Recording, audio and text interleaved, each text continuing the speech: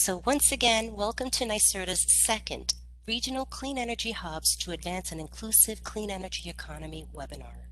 Your speakers today are Lori Clark from NYSERDA's Energy and Climate Equity team and Bianca Shaw from NYSERDA's Communities and Local Government team.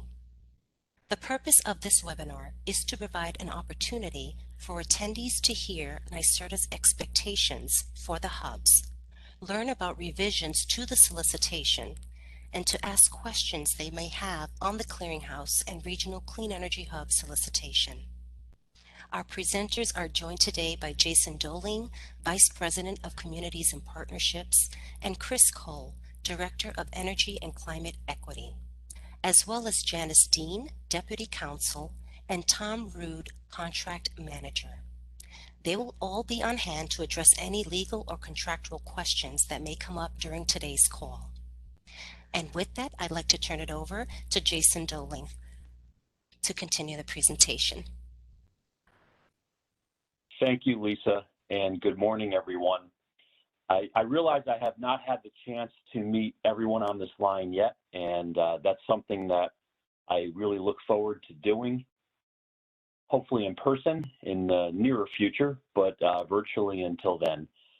I did want to take a moment just to introduce myself to the group and to just briefly touch upon some reorganizations that we've made within NYSERDA recently to ensure that this work is getting the level of attention that it deserves, and it's getting the support that it needs internally and outside of NYSERDA.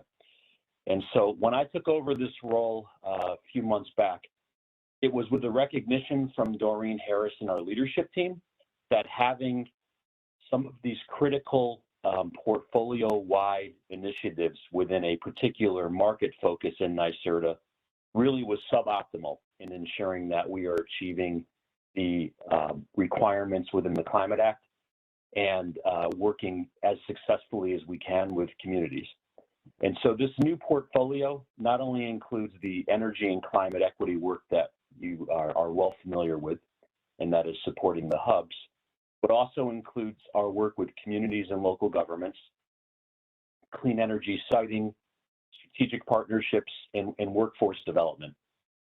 And I mention that because more than anything, what I personally am really hoping we can accomplish together is not only meaningfully working with local communities and residents of our state from throughout the state, but also ensuring that everyone is able to benefit from this clean energy transition. And in particular, we are able to move beyond a workforce training organization to also one that is really helping individuals get good family sustaining jobs. And that's something in particular that I'm looking forward to working with the hubs on. This is obviously our first really meaningful attempt at co-design on the hubs and increasing funding for a greater level of community engagement. And I'm going to admit, we didn't get everything right out of the gate. I think we made good progress in engaging directly with community-based organizations and making sure that this solicitation reflected those needs. But obviously, since that solicitation had been issued, we received a lot of good feedback, including on the last webinar, that caused us to decide we really have to reissue this solicitation to make sure it's as effective as it can be in standing up these hubs. And part of that includes the need for more funding. We went back within our shop and we really took a critical look at where we could bring more resources to bear. But again, I'm going to admit the level of funding that we've provided to the hubs, as significant as it is compared to past levels of investment through the SEEP contractors, really is going to require us to do a few things really well. It's not going to be enough funding to do everything within the solicitation at the level that it needs to be done. I'll emphasize that point because we really look at the next year as being critical to standing up the hubs in a way that allows a really meaningful level of community engagement and partnership to occur. And we are committed to working with you to ensuring that additional funds are brought to bear as needed and that we are in this for the long game. So Hopefully that's clear in what you're looking at in the revised solicitation, but I will again emphasize this is foundational. We look at the next couple of years as really being critical in standing this work up, and we are committed to working with you to bring additional funding to bear where it's needed, and especially as it relates to local project funding. If a good idea is proposed, we are not going to just let it wither on the vine. We're going to work together to find the funds to get the best ideas advanced and moving forward. And I want to thank everyone for their patience as we work to reissue the solicitation. At this point, we are going to walk through the major revisions that have been made. And we know that it's still going to require pivoting and modification as we get this initiative rolling. We are not going to get everything right from day one working together on this, but we are committed to being transparent and to working with you to ensure that this initiative is effective and that it really is meeting community needs. So at this point, I'd like to turn this over to Chris Cole, who is going to start working us through some of those changes. And again, let me just emphasize, we are now really excited about having partnerships formed, getting the solicitation proposals in, getting awards made as quickly as possible, and getting contracts underway so that we can really get this work going in earnest. So thank you very much to the team, especially to Bianca Shaw and Lori Clark, who have really worked tremendously at getting this going. And with that, thank you, Chris. Take it away. Thanks, Jason. Good morning, everyone. And yeah, just to reiterate Jason's comments, we're really excited to launch this, this hubs effort. It's going to be a foundational point of, our ability as a state to address climate justice and equity and deliver on the objectives of the CLCPA.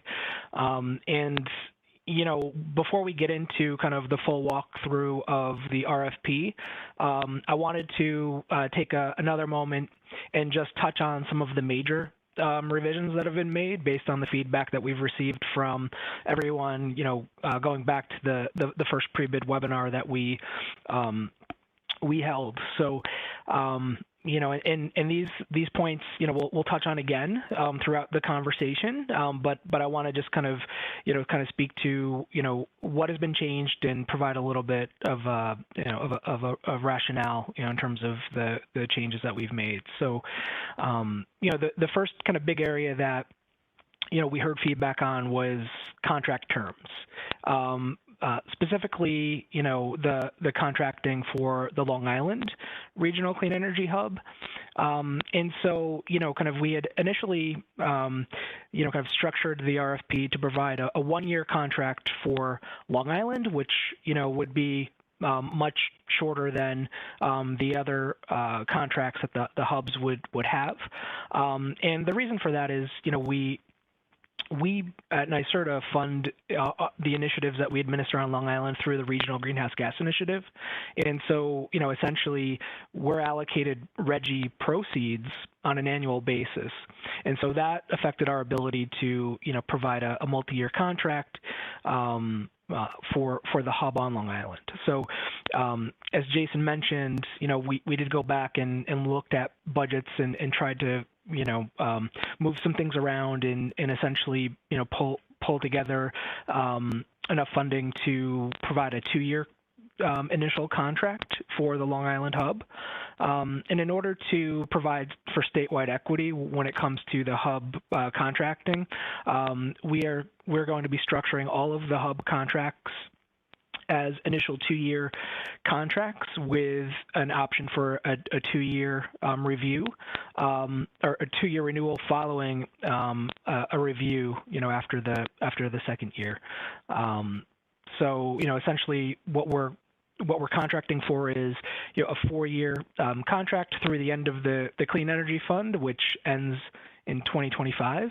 And then we're also committing to, post the first round of the Clean Energy Fund, also continuing to fund the activities of the hubs. As Jason said, these are critical to our ability to deliver on the goals of the Climate Act, and this is a long-term investment that we're committing to make.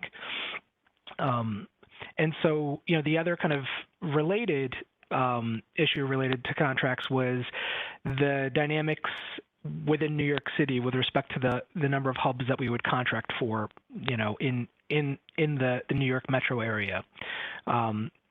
We initially established the funding for one hub in New York City, and based on feedback that we received from community partners and from other stakeholders that participated in the first webinar, we have gone back to take a look at the hub coverage, and based on the population density and some of the more nuanced dynamics across the 5 boroughs, we're actually going to be extending the number, or increasing the number of hubs that we can fund in the New York City region from 1 to 3. So we're going to actually leave it up to the proposers to identify the territory or the boroughs that they would cover in their proposal. We'd also kind of expect, organizations that are proposing to be talking with each other and try to identify, in terms of partnerships, and also try to identify coverage to ensure that we have the, adequate coverage in the New York City region. In the event that there isn't adequate coverage, during the proposal review process, the NYSERDA team and the scoring committee will identify any gaps that exist in the service territory, and we'll have the ability to resolicit the RFP to address any of those gaps. So we could talk a little bit more about that throughout the course of the conversation this morning. But I also want to touch on a couple of other key areas that we heard feedback on. The next is the role of a CBO, and in particular, the fact that a CBO should be leading the activities of the hub. And, we agree. So we've revised the RFP to require that a CBO, be a lead for the contracting, and then also kind of serve as the primary contractor for NYSERDA. Similarly, we've heard some feedback regarding, how we define a CBO. And so, we've updated the RFP to include a definition of a CBO. However, we are keeping the definition of a CBO broad. So we want to make sure that, we don't unintentionally exclude an organization from being eligible to participate or to propose to deliver a hub, the hub services. But that being said, within the RFP, and it's outlined there and in the proposal that comes into NYSERDA, we want the proposer to identify or demonstrate, that they are a CBO according to the language and the definition in the RFP, and then we also want them to explain how they incorporate input from the community to inform their work, and also identify how they're accountable to that input from the community. So, we did hear that, some folks, were interested in a more kind of refined kind of definition of a CBO, but again, we don't want to unintentionally, leave an organization out, and we're asking organizations, as you're proposing, to demonstrate how you meet that criteria, and during the proposal review process, the scoring committee will be looking at whether and how the proposer satisfy the criteria for the RFP. And then the last thing related to the CBO and the role of the CBO is,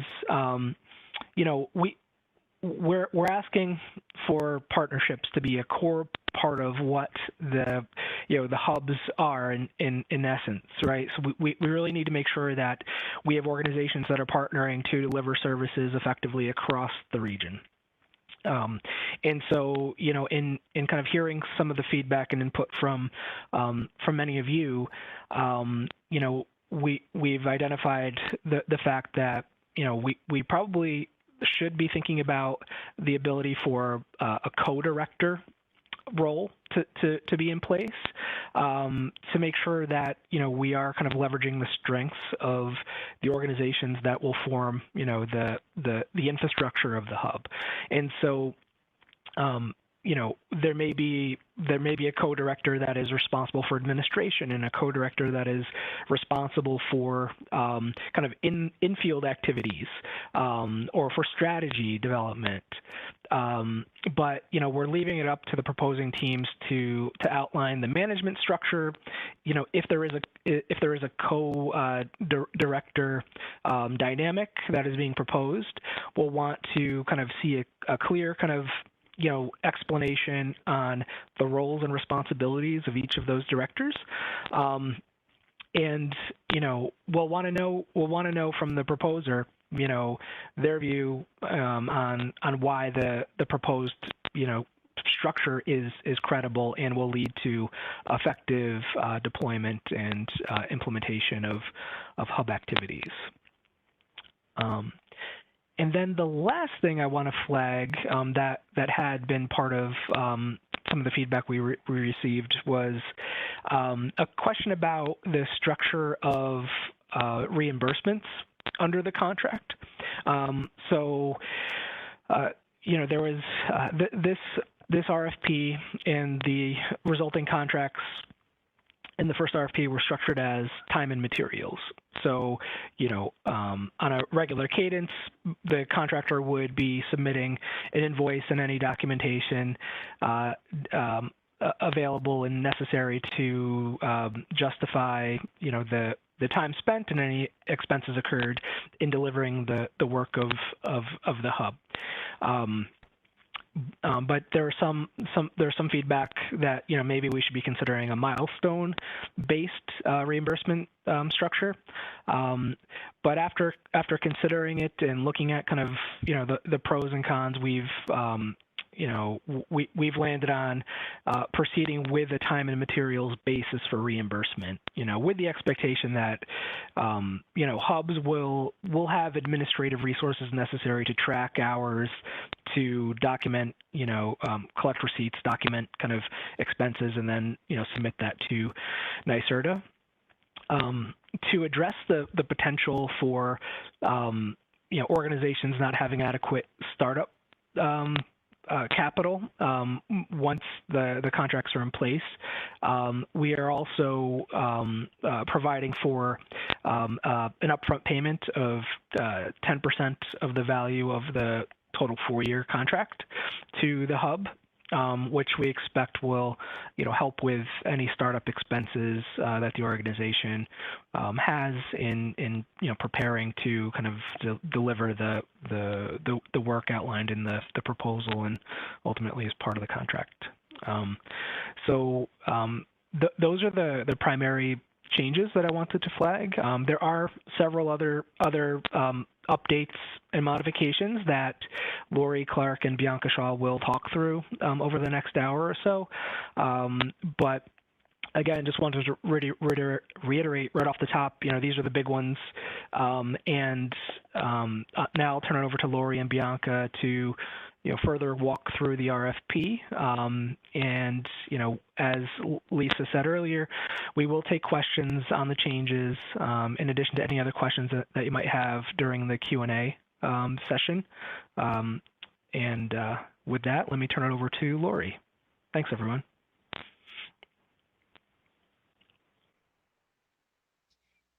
Actually, Lori, before you proceed, we do have a question that came in that I think we'd like to answer right now, if you don't mind.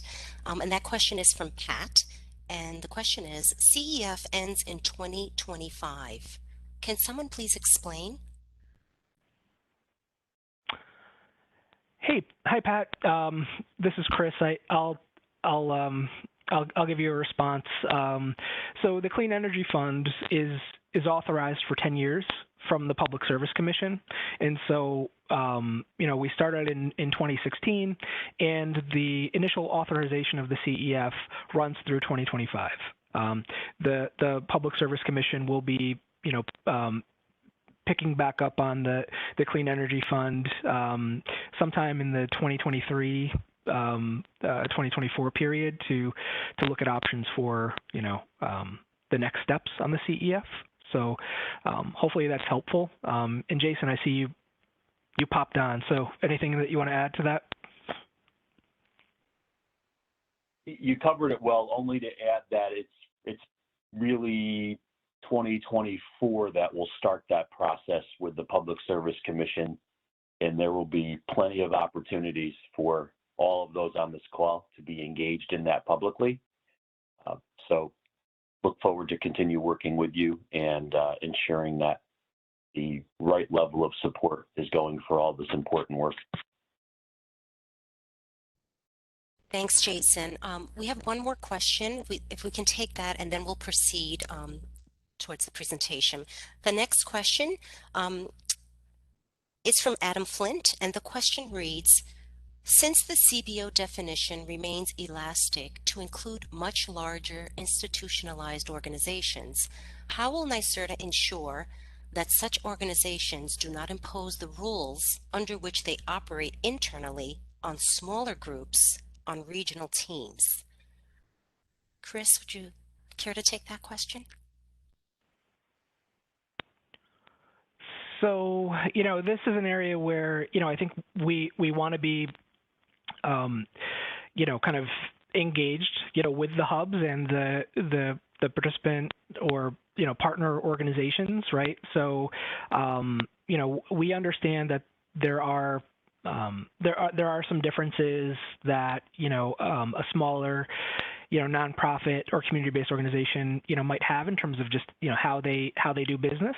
And so, to the extent that, we're not aware of, some of those challenges, or, if challenges do arise, we would, expect to, be made aware of those challenges. And, we will be vigilant, to ensure that we are, providing the right access and, opportunity for, for organizations to deliver. I mean, there's still, there is a competitive, solicitation process, and, proposers will need to, despite kind of the size of the organization, be able to demonstrate how they are going to effectively deliver on the tasks and services that are outlined in the RFP. So, we'd expect, within the proposal that organizations, identify, how they're going to be delivering, and, that might also be a place where they can identify any, any potential, challenges, I think, Adam, as you're speaking to.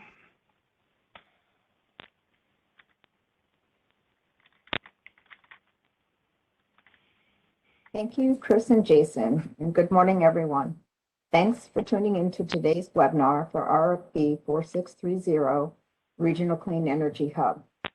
NYSERDA wants to thank stakeholders that participated in the co-design process and have provided feedback to date on the solicitation. We have tried to respond nimbly to valuable feedback and made revisions based on the input received. Our plan is to go over that with you today. The co-design process was new to NYSERDA. We are learning from it and will incorporate lessons learned into future co-design efforts. The solicitation has been a long time coming. We are confident the time and effort put forth into the development and revisions of the RFP reflects the stakeholders' input. Before we begin discussion on the regional clean energy hubs in the RFP, I'd like to start with some context, as the hubs will be a critical component to delivering on a number of our policy objectives as a state.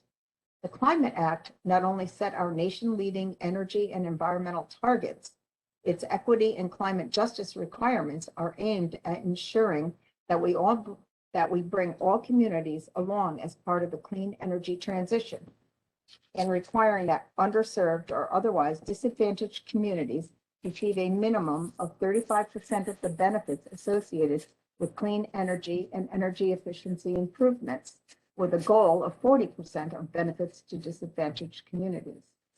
NYSERDA has identified the development of an inclusive clean energy economy as a primary strategic objective, and as outlined in the current NYSERDA Strategic Outlook, capacity building and engagement at the local level will be an essential part of a clean energy economy that is inclusive and positions communities to benefit.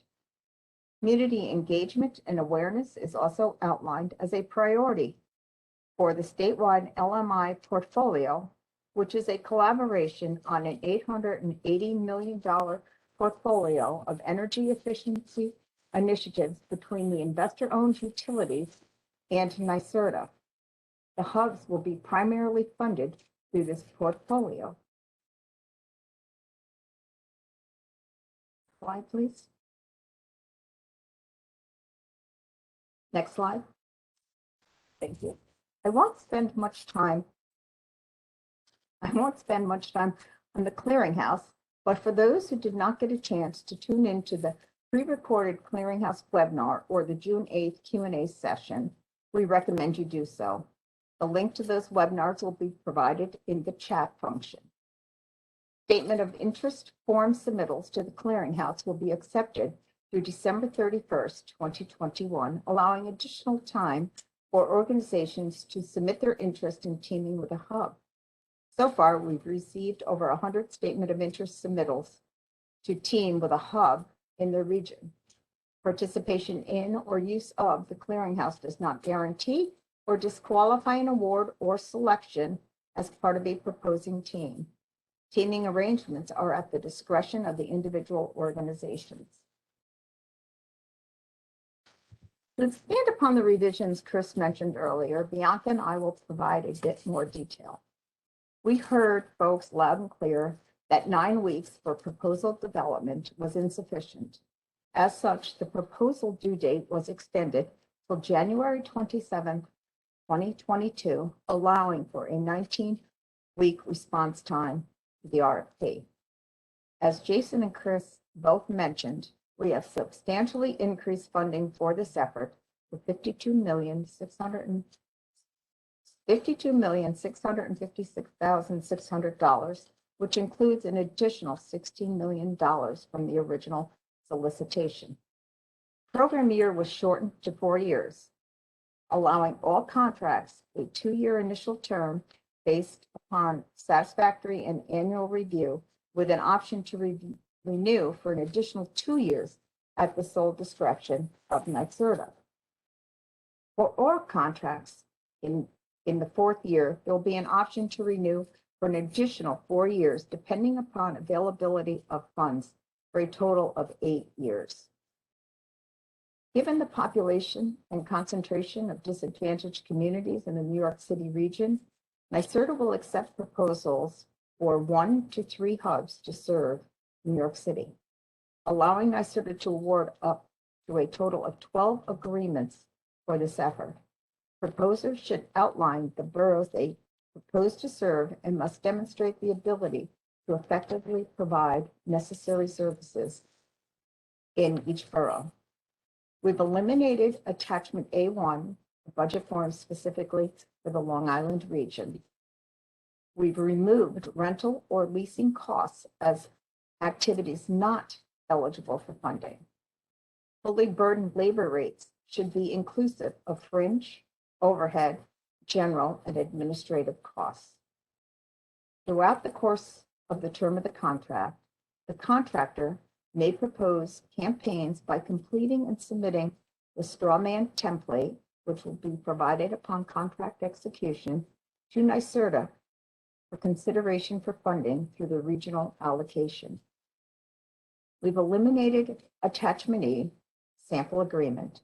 All contractual language, terms and conditions are appended to attachment B, exhibit A, template, statement of work, and sample agreement. I will now hand off the presentation to my colleague, Bianca. Thanks, Lori. Good morning, everyone. All right, so this slide goes over some of the other major changes to the RFP, which include the addition of a community-based organization to the definitions. For purposes of the RFP, a community-based organization refers to a public or private organization aimed at making improvements to a community's social health, well-being, and overall functioning. These organizations will represent a community or significant segments of a community and provide services to individuals in the community based on input from community members. In addition, a community-based organization must now be the prime contractor and play a lead role in this initiative. This was revised to ensure that community-based organizations incorporate input from and are accountable to their community. The requirement for a CBO as a co-lead was eliminated. Additionally, contractors will be required to use Salesforce or an equivalent customer relationship management system as approved or directed by NYSERDA. Contractors may need to maintain and utilize several tracking systems, and some of the measures of success for this effort may also be pulled from NYSERDA program data systems for customers that participate in NYSERDA programs. NYSERDA is allowing proposers flexibility in identifying the hub director staffing level, which may be a full-time equivalent or full-time position. Depending on the structure of the hub, it is acceptable to have co-directors. However, the proposal should articulate which director is responsible for the management of the contract with NYSERDA and who will serve as the primary point of contact to the NYSERDA project manager. Additionally, they must also identify the role of the other director and the decision-making structure. Based on feedback, we also expanded the options for proposing teams to demonstrate building science knowledge by including other eligible certifications such as ASHRAE, Certified Energy Manager, and Energy Management Professional. These certifications position the team to support implementation of clean energy solutions to reduce energy consumption in a cost-effective manner. The RFP has also been revised to provide clarity on the requirements of the energy advisors. Energy advisors must live, work, or perform services within the region they propose to serve. We heard from several organizations that may perform services in counties outside of their region and could potentially be part of one or more regional hub proposals. The revised RFP also allows proposers to include in the staffing plan skills and qualifications that will be sought for roles that have not yet been filled at the time of the proposal. And to ensure that the hubs have sufficient resources to deliver services for the entire program duration, the 10% startup payment will be recaptured via the first 24 months of billing for the agreement. Contractors will be required to reduce their first 24 monthly invoices by 4.17%.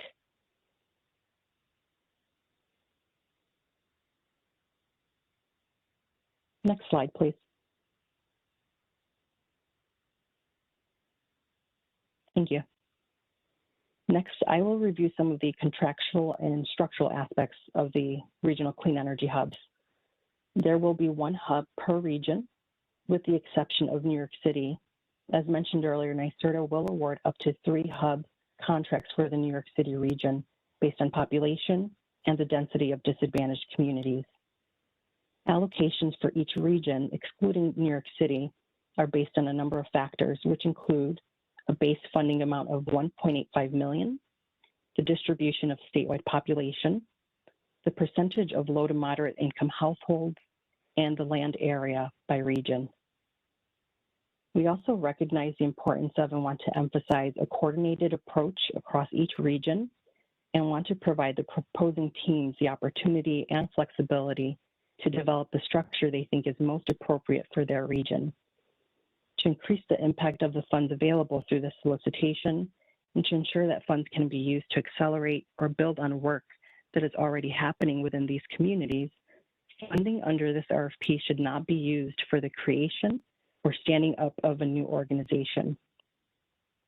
The hub contracts will include a hybrid reimbursement structure of time and materials that pay for actual hours spent for activities as well as milestone-based, which provide payment for achievement of specific milestones. The milestone-based components of this solicitation include an initial 10% startup payment based on the total hub budget for years 1 through 4, local project support funding, with each hub provided $300,000 for local pilots, community campaign funding, with each region provided $250,000 for community campaigns, and as detailed earlier, due to New York City's population and the density of disadvantaged communities, $900,000 for local project support and $3 million for community campaigns will be available for the New York City region. We also know that successful outreach and engagement, capacity building by the hubs will require review and calibration of efforts over time as market and community conditions evolve.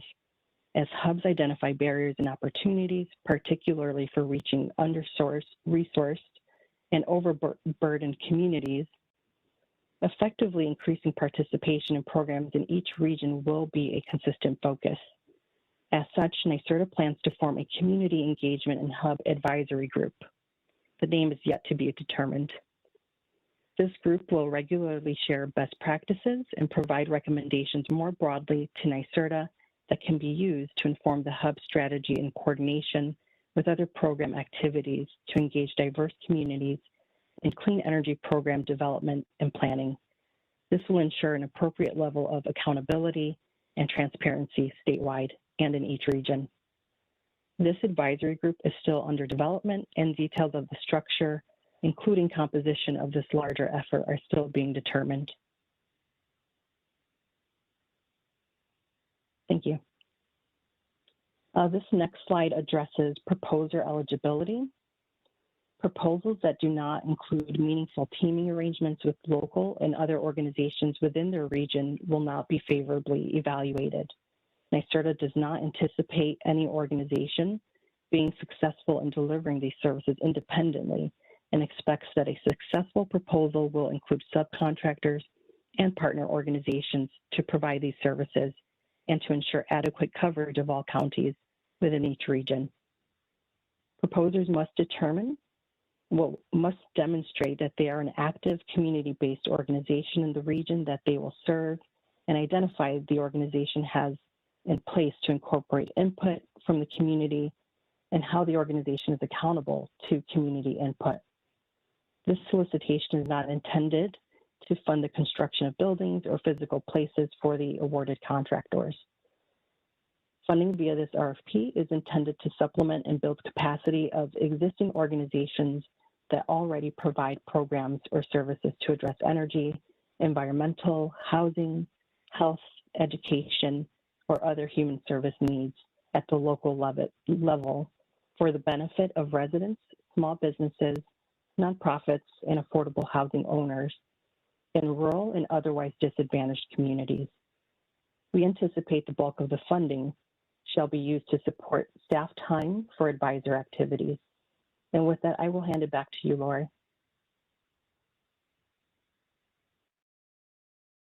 Thanks, Bianca. It's actually Lisa, and I'd like to pause because we've received some questions at this time that I hope we can address.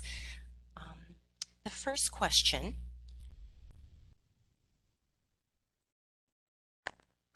is from Kareem, and he states, I believe there is a mistake in how the payment is repaid. You should note that 10% of the total 4-year contract does not equal 1/24th of the billed amount for the first 24 months. It should state that 1/24th of the billed amount will be paid until the total amount of the initial payment is covered. Thank you, Kareem. Contractors will be provided 10% of the total 4-year budget, but we would recapture the 10% over 24 months of invoices. Invoicing is required monthly. We've also received a question from Jocelyn regarding, can CBOs submit more than one hub proposal? And Jocelyn, that has been addressed in our frequently asked questions, so you may refer to that document for the response there. The next question is from John Fleming. Is there a total grant limit, a max limit per year? And the response to that, John, is the total regional allocation is located in Table 1 of the solicitation. Another question from Anvi. Can you define what you mean by recaptured for the 10% startup payment? And Anvi, that is task 0.0 of the statement of work is a milestone payment of 10% upon contract execution and submission of signatory pages. The startup funding will then be recaptured over the first 24 months of invoicing. And Lisa, Yes. Lisa, it's Jason. Can I just, maybe an example will help on that? Let's just say for ease that the 10% worked out to $240,000. So what Lisa's explaining is every month when an invoice is submitted, 1/24 of that would be deducted from what NYSERDA pays. And so in this case, it would be $10,000 each month would be deducted. So month one, $50,000 is submitted for reimbursement. We would deduct $10,000 from that and pay $40,000. So that after the 24 months, the advance has been repaid. Thank you, Jason. I think that example was extremely helpful. We have about 2 more questions, and then we can proceed. We have a question here from Mike. Are community campaign funds included in proposed budget for region? And Mike, the community campaign funds are included in the total regional allocation in Table 1 of the RFP. I'll take one more question and then we can proceed. And this question is from Carolyn Clocker. Is the funding for community campaigns and pilot projects part of the regional totals for the RFP or funds in addition to the total funds for each region outlined in the RFP? And Carolyn, the community campaign and local project support funding is also included in Table 1 in the RFP. One last question from Kareem. Will Hub staff serve on the advisory group? And that is still to be determined. The advisory group is still to be determined, Kareem. And with that, I'll hand it back to Lori so we can proceed with the presentation, and we'll resume answering questions towards the end. Thank you. Thanks, Lisa. Listed here are the proposer qualifications. Please review the RFP. Please review the RFP to ensure proposals being submitted demonstrate that they meet the eligibility criteria mentioned in the previous slide and possess the qualifications listed here. Project management. Proposers must demonstrate experience, capacity, and a positive track record with administration of multifaceted initiatives, including coordination with multiple organizations and funding sources, data management, project and metric development, project and program tracking, grant management, and efficient and on-time reporting and invoicing.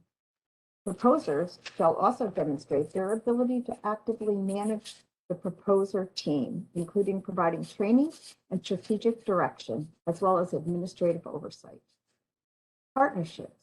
Proposals must demonstrate existing relationships with or the ability to form relationships with external entities and partners currently operating in disadvantaged communities to increase access to and accelerate participation in clean energy programs and solutions.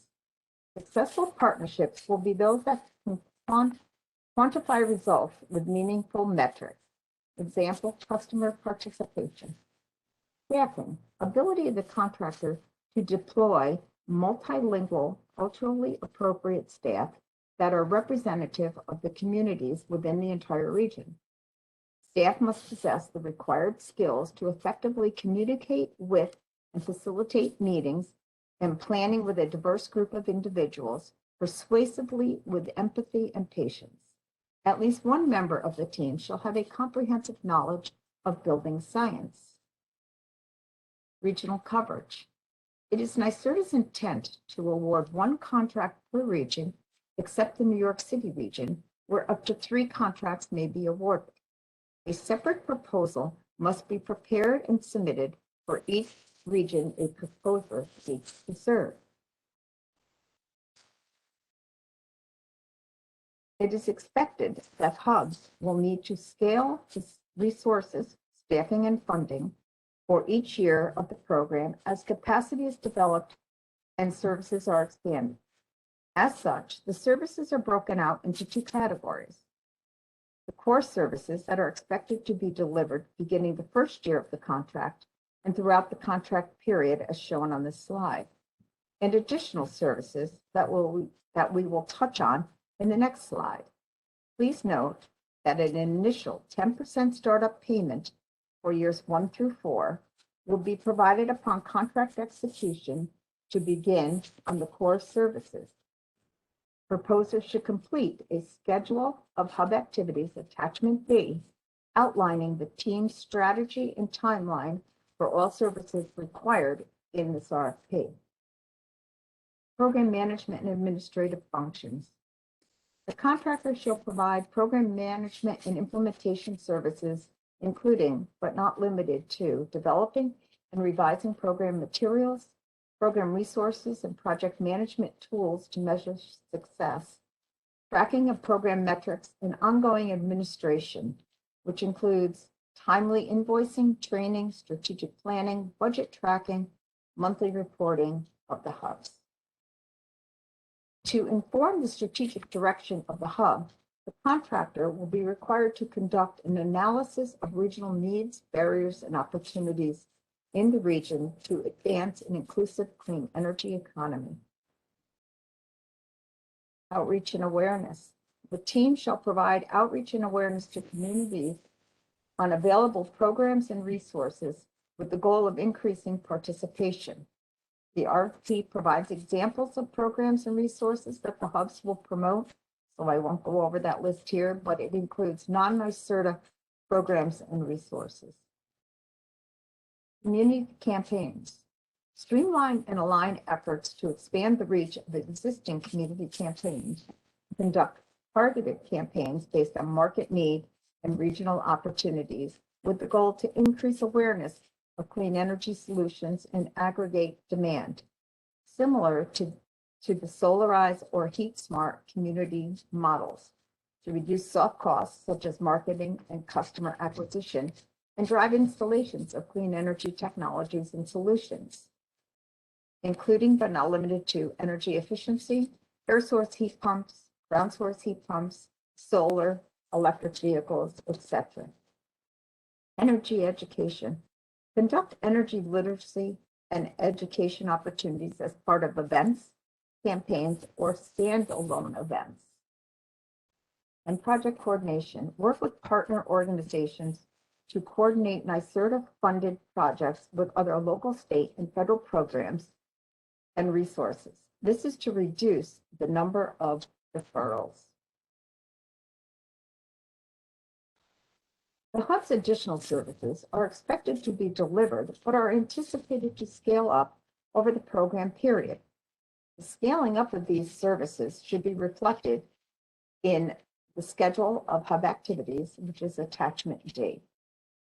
Equitable engagement will increase NYSERDA's capacity for engagement at the local level and increase the frequency and depth of stakeholder input to inform NYSERDA initiatives. Workforce and small business development activities will require contractors to work with chambers, education and training partners, clean energy businesses, local trades, and unions to contribute to increased workforce development and economic opportunity for priority populations, individuals, and businesses in disadvantaged communities, helping them to fully participate in the clean energy economy. Local projects and pilot funding will be used to address barriers to engagement in the clean energy economy or other needs in disadvantaged communities. Each hub will be eligible to apply for up to $300,000, which is included in the total funding allocation.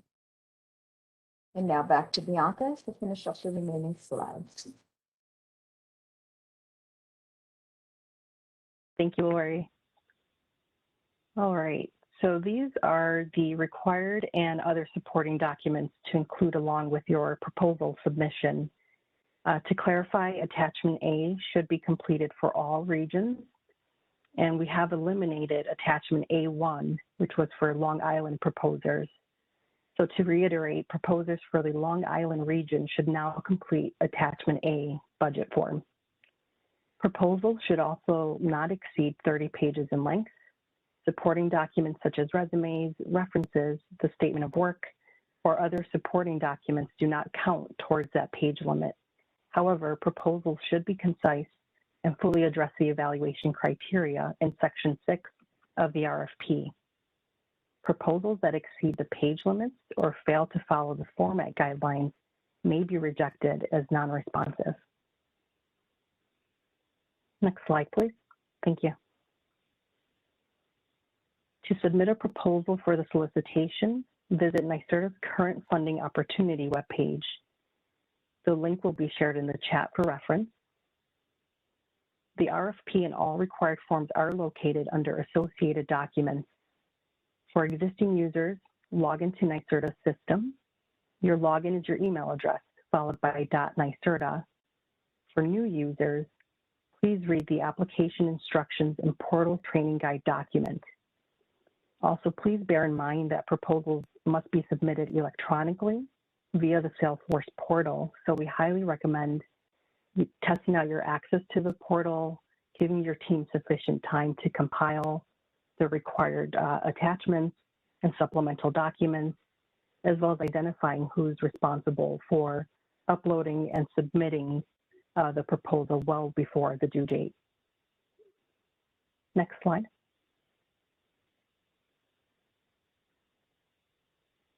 Here are some of the key dates to be aware of. I'm not going to read these off, but we'll pause to give folks a moment to review these dates.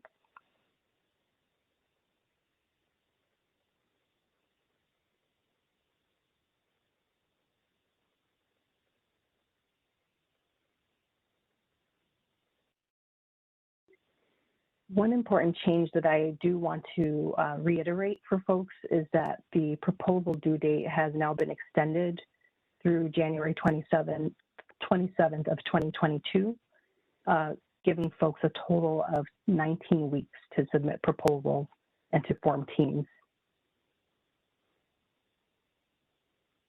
Thank you, and back to you, Lisa.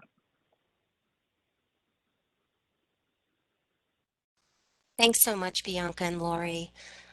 So what a great presentation, chock full of information, and we certainly have a lot of questions and answers that we'd love to be able to respond to in the next 30 minutes that we have allotted.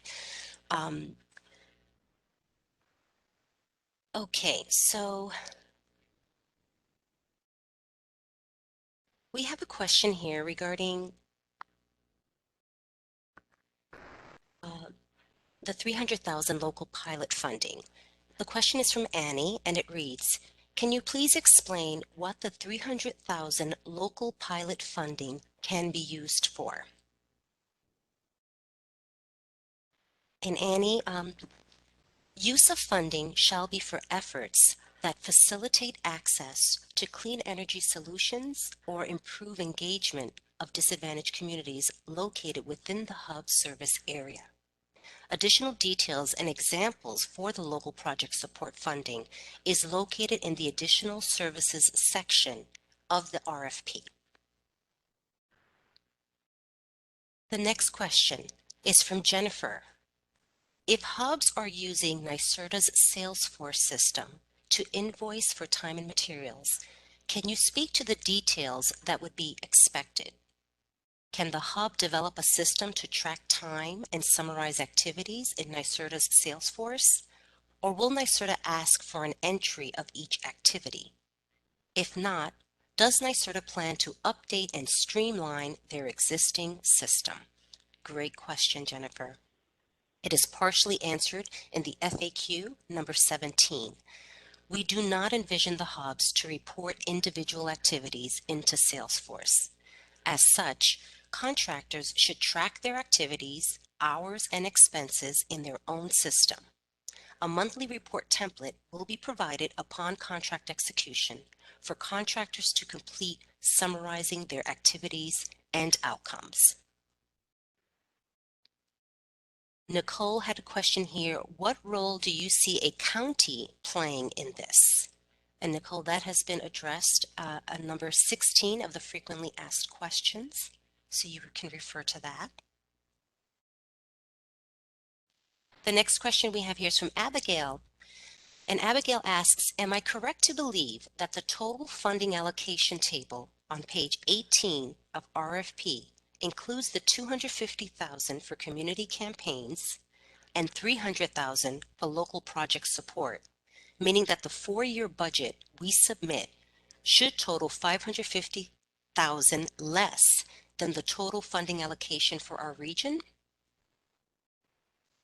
And Abigail, the response is proposals may request up to the maximum amount of funding per region identified in Table 1 of the RFP.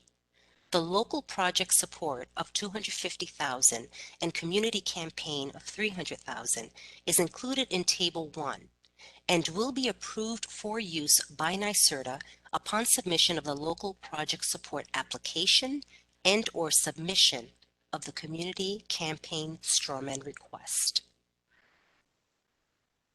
The next question we have is from Chris Carrick. Page 17 of the RFP says that local project support proposal applications are not intended to be included at this time. Does that mean we are not expected to propose uses of these funds in our proposal narrative or budget? And Chris, that is addressed in the FAQ numbers 47 and 12. Again, numbers 47 and 12. Annie has an additional question. Who do you need resumes and references for? Apologies. Annie, that's also referenced in the frequently asked questions as number 5. The next question is from Ken Schlather. Does the community campaign service item and the funds that go with them replace community campaigns and the accompanying funds that NYSERDA has been funding? That is the Heat Smart and Solarize campaigns that NYSERDA has been funding in many of the regions across the state.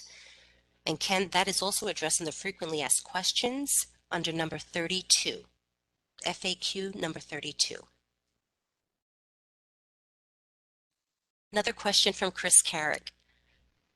Does the prohibition against hub funding being used for construction-related expenses mean that we could not propose to use local project support funding to help customers to overcome non-equipment barriers to installation of clean energy technology, for example, electrical panel upgrades? And the response is the prohibition of funds for construction relates to the construction-related expenses of standing up a hub. The local support funding should be used to overcome barriers to implementing clean energy projects, which might include structural issues of a project. Another question here from Annie. Is there a limit to the number of letters of support and letters of commitment? No, Annie, there is no limit.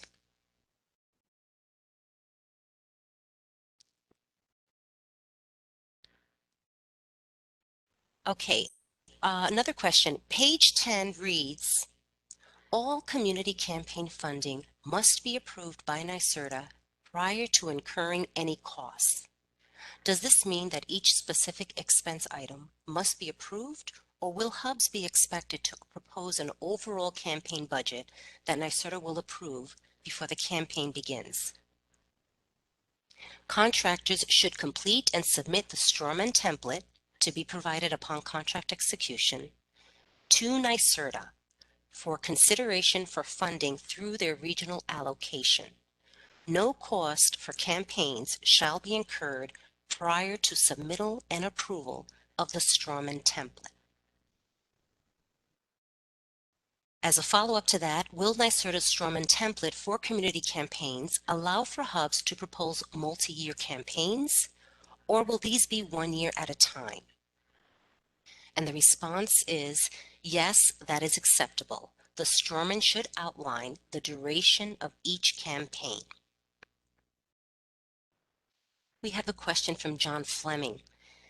In New York City, a typical contract will be a 4-year contract totaling $6,432,274, correct? And the response, John, is the contract budget will depend on the structure of the New York City hubs and the boroughs that will be covered.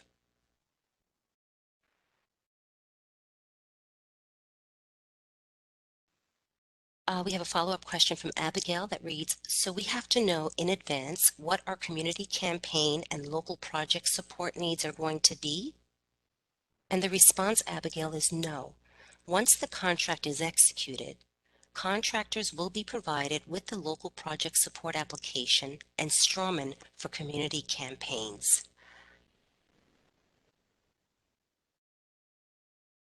We do have a request. John Necroto. We've been asked if we can post a link to the FAQ document in the chat.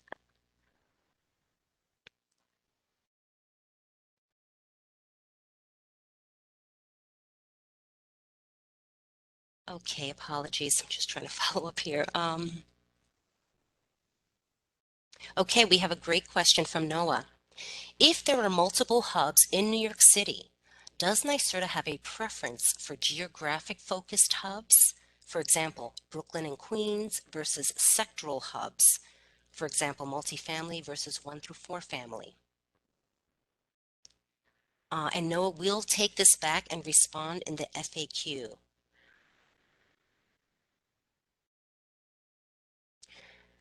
Ken asked a great question. Will NYSERDA allow expenses related to a CRM use be charged to the project? And could different regions join together to jointly use a CRM and split the costs across regions? Ken, that's a great question, and we'll also take this back to discuss internally and respond in the frequently asked questions.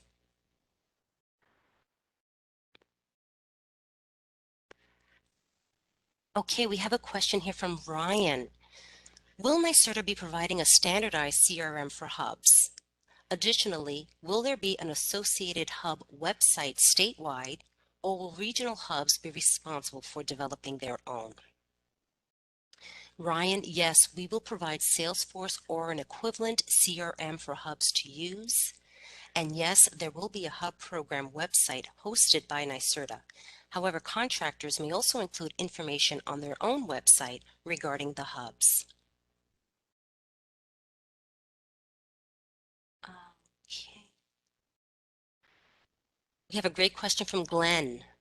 Under these updated RFQ terms, what is the projected time required for the community assessment prior to the start of work rollout, especially as it relates to the Long Island cohort, which is under a 1-year term to renew? And Glenn, the response to that is the LI contract is the same as all other regions, an initial 2-year term with an option to renew for another 2 years at the sole discretion of NYSERDA. The 10% startup payment will allow contractors to begin work upon contract execution.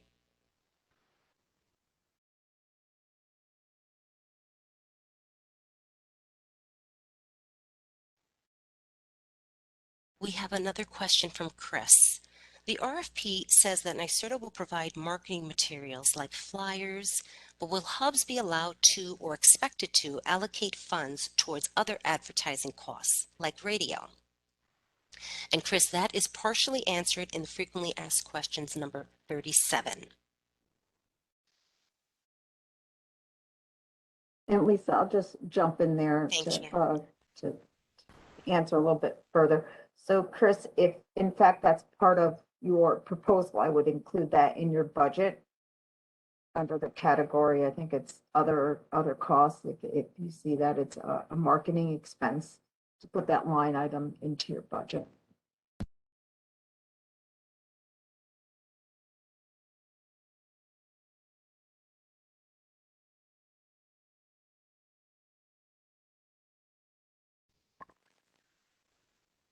Okay, sorry, bear with us. Questions are coming in and we're trying to respond as they're coming in.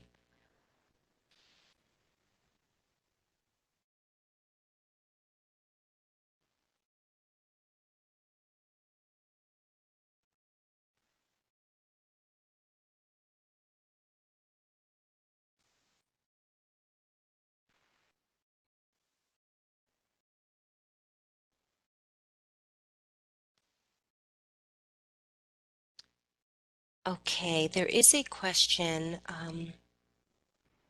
Are all hubs going to have a unified approach for outreach operations?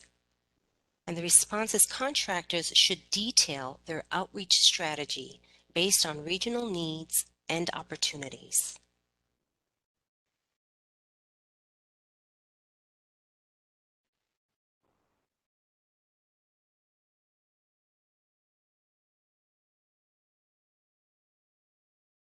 Are there any other responses that we can provide?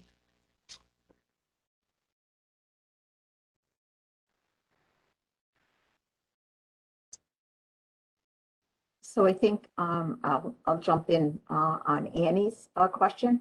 Will the website have a link to each region's hub website? And I'm just curious, Annie, what website? So if it's the NYSERDA's website, the NYSERDA's hub program page will have a link and a list of all the regional hub contractors. And if that's not answering your question, Annie, please follow up in the Q&A. Great, thanks, Lori. We do have a question that came in here. Will each hub have to create its own hub website, or will there be a central website from NYSERDA? So Glenn, it is not a requirement for each hub to set up their own website. However, they may certainly include details regarding the hubs or link to NYSERDA's hub website from their organization's website. It's a great question.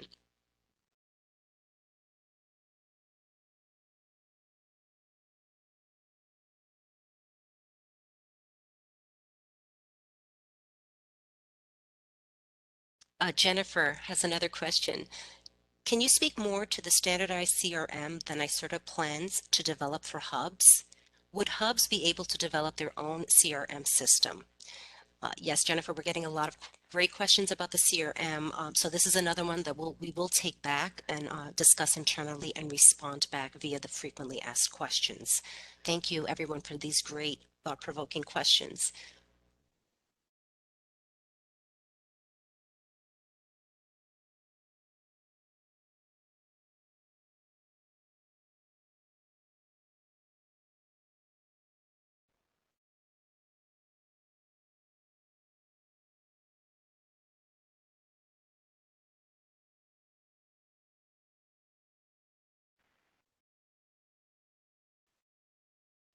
We have a question here that we need. Okay, it's not clear how it came in. Neely? Sorry.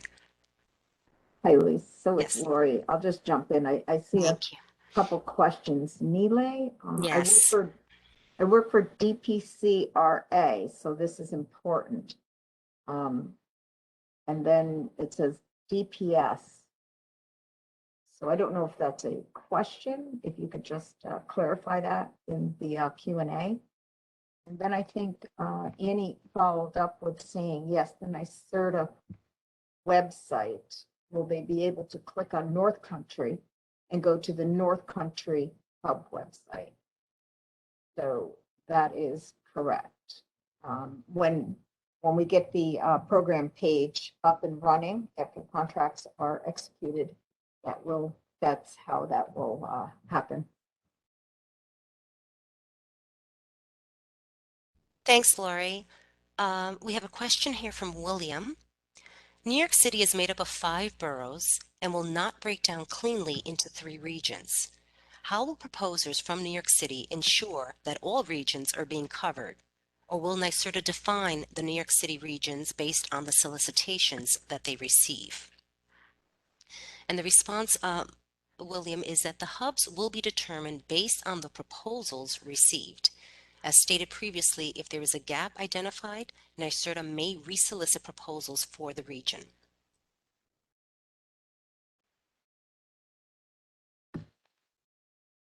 Okay, we have another question that came in here. After the initial 10% advance is paid back over 24 months, will there be a subsequent advance for the next 24-month period? At this time, we do not envision another advance.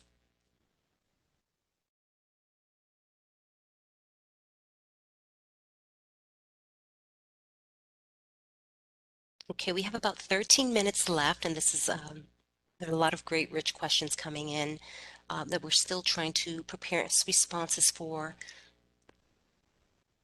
So please bear with us.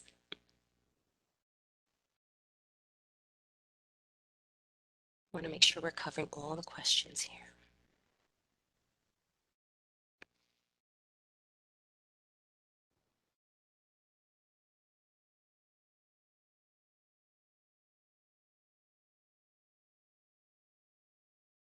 Abigail, I just want to acknowledge your comment here. I hope that NYSERDA will not make any firm decisions about which CRM platform to use without input from the hubs. We hear you and we acknowledge that.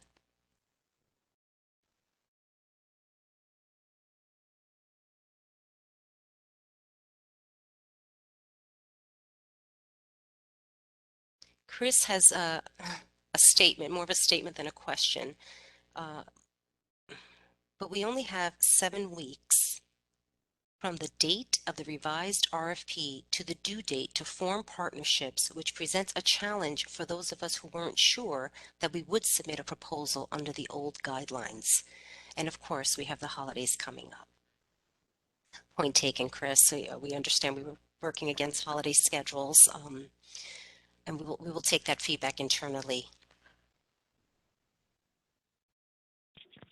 Hey, Lisa, can I just also Please. comment on that last point? Yes, Jason.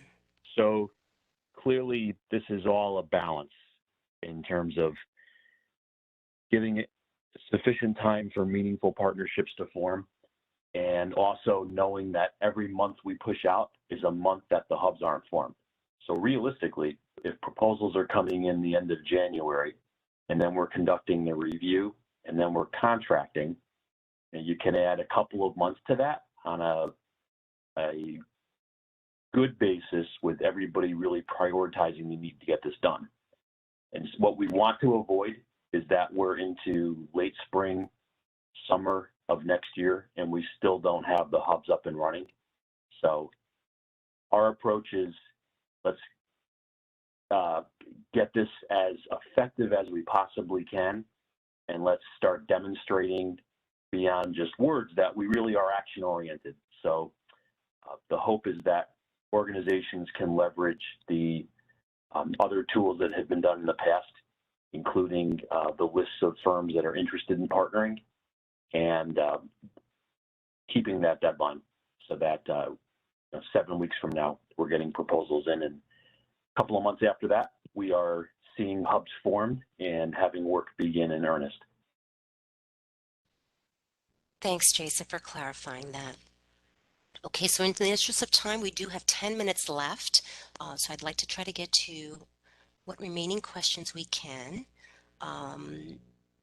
Look, we have a question here. If a current CH&C community spans 2, what will be future hubs? If a current CH&C community spans, I'm sorry, I'm not understanding the question. Spans 2, what will be future hubs? And they only have an office in 1 to be hub location. Can they still apply with lead contractors for both hubs? And the response is the proposing team must ensure they have the staffing and capacity to effectively deliver all the services in the RFP, including campaigns. There is a question here. How important is it to engage businesses and multifamily homes relative to directly engaging residents from disadvantaged communities? Is it encouraged to have a dedicated staff who is particularly familiar with programs related to commercial and multifamily homes? And that is partially answered in the FAQ numbers 38 and 53. Again, 38 and 53 response to that question. Again, we have more questions on the CRM, which we will address all the CRM questions in the FAQ. Hayam has a great question. Can hub contractors utilize NYSERDA's internship co-op advertising FlexTech, or other reimbursement programs as additional funding resources. And the response is hubs may avail themselves to other NYSERDA funding if they meet the program requirements. The next question is from William. As the needs and barriers analysis requires lots of community and other data inputs, will the needs and barriers analysis reports be standardized across the clean energy hubs? In other words, will regions be trying to answer the same questions, or will it be up to the regions to determine their community's interests? And William, the response to that is that contractors will be given a template standardizing the information submitted.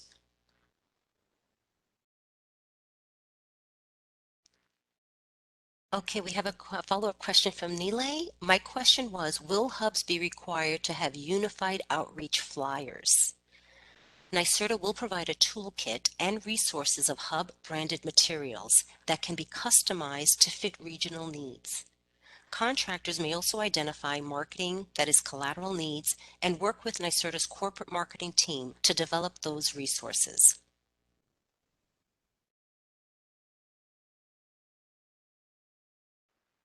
Okay, so Kareem asks a question. What does the RFP refer to? Describe how the team members will contribute to successful completion of the objectives and goals of this RFP. This is referring to the how, roles and responsibilities of each team member in the successful delivery of services in the RFP.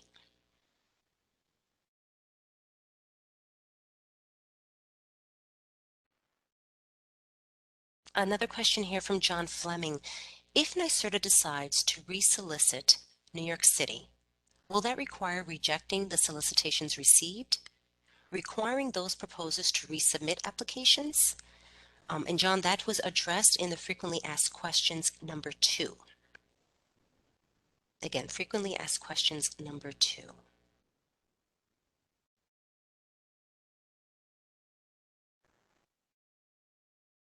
Okay, and if I think that is all the questions we received to date.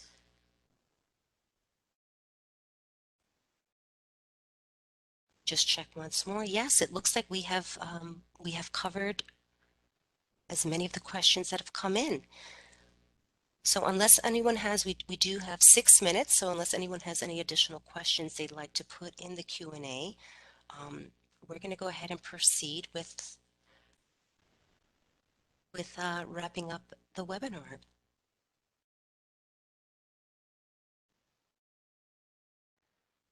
Okay, I don't see anything else coming in. So I do want to thank everyone for participating in today's informational webinar and for all your valuable feedback and input. It is so critically necessary to how we're proceeding with developing the operation of these hubs. So we really appreciate your thoughtful questions. And remember, if you have a question that we weren't able to get to, by all means, do send that. Send all your questions related to the Regional Clean Energy Hub solicitation to cleanenergyhub@nyserda.ny.gov. Also, as a reminder, this webinar has been recorded and will be posted to the Funding Opportunities webpage. NYSERDA will email a link to the recorded webinar to participants who registered for this session. And with that, again, we'd like to thank everyone for your time and attention and for joining us. And this concludes today's webinar, and we hope you enjoy the rest of your day. Thank you so much.